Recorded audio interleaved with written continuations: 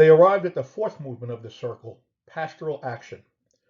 Given what their experiences, analysis, and theological reflection had taught them, what concrete responses might they take? They ended up organizing a handful of different initiatives. First, they thought it would be a powerful statement to invite their bishop to preside at a special mass for immigrant families. The bishop, Dennis Sullivan, is deeply committed to the care of immigrants and is fully bilingual. So representatives of the group invited him to preside at that liturgy, and he agreed. Together, priests and other pastoral leaders around the diocese encouraged their communities to attend, and they packed one of the largest churches in the diocese for a very powerful mass. All sorts of news outlets showed up. In English and Spanish, Bishop Sullivan presented a strong message to the immigrant families in attendance. We are with you, and we will fight for changes in the unjust laws that keep you in the shadows and tear apart your families. After the success of the Mass, the group won a small grant from the U.S. bishops to help them organize a postcard campaign to legislators. Using language provided by the Justice for Immigrants website, they made postcards to our congressmen and senators urging them to enact just, comprehensive immigration reform. They sent blank postcards to every parish in the diocese and asked them to have the cards signed and returned to the diocese.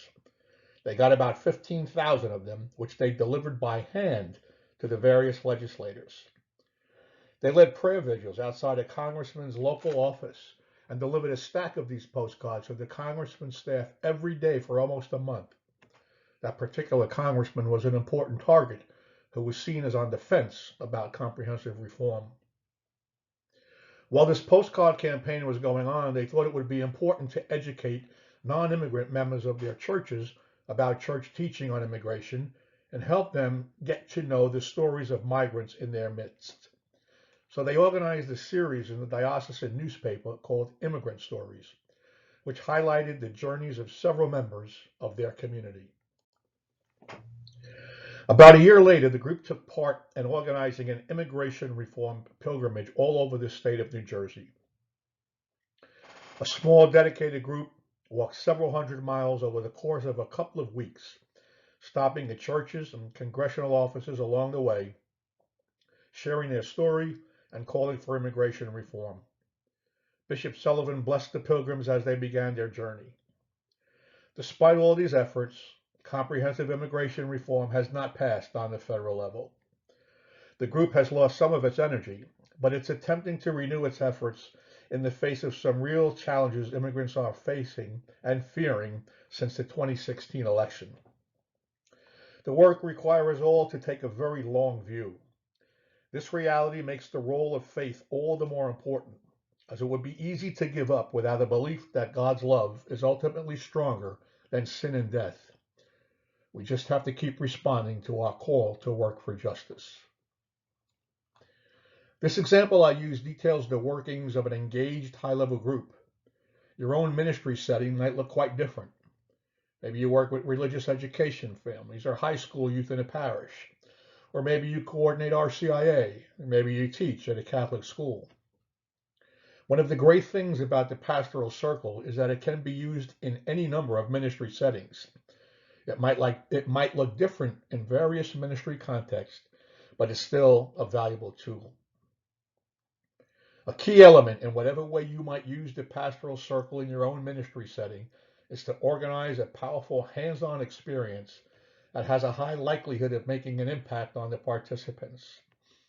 The best way to learn Catholic social teaching in action isn't to read a book or watch a movie or listen to me, but to meet someone living on the margins of society and to reflect on that experience. If you can remember back to our discussion of charitable works and social justice, you might notice that I'm suggesting you start with a charitable work as a great jumping off point for learning Catholic social teaching. Often, one's interest in changing social structures through the work of social justice comes from meeting a person through a charitable work, hearing that person's story, and then feeling inspired to work to change the system that is oppressing that person.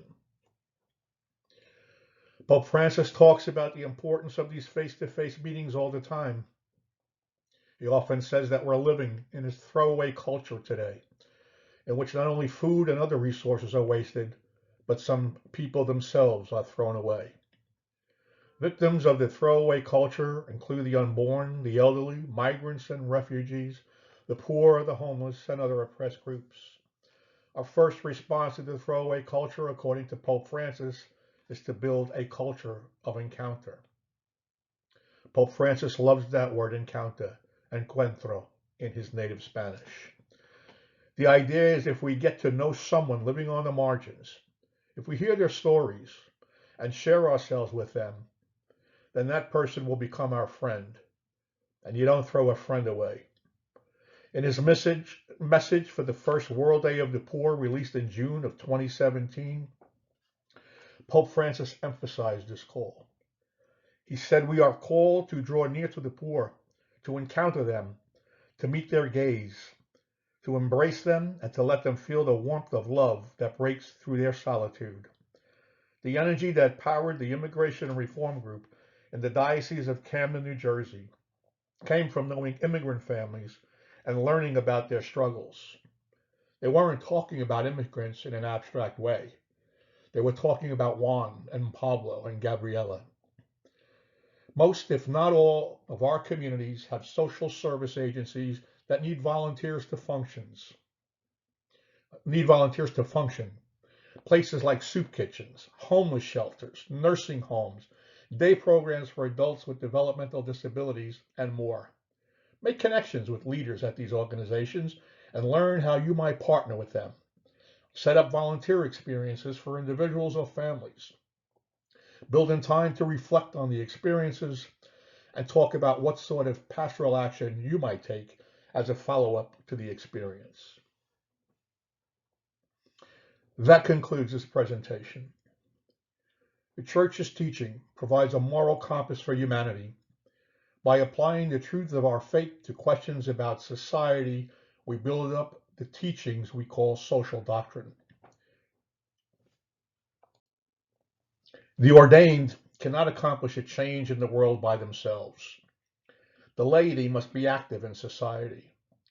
The laity must help configure society correctly. On his deathbed, St. Francis reminded his brothers by saying, "I have done what was mine to do. May Christ now teach you what you are to do." I wish you all peace and all good things. Thank you.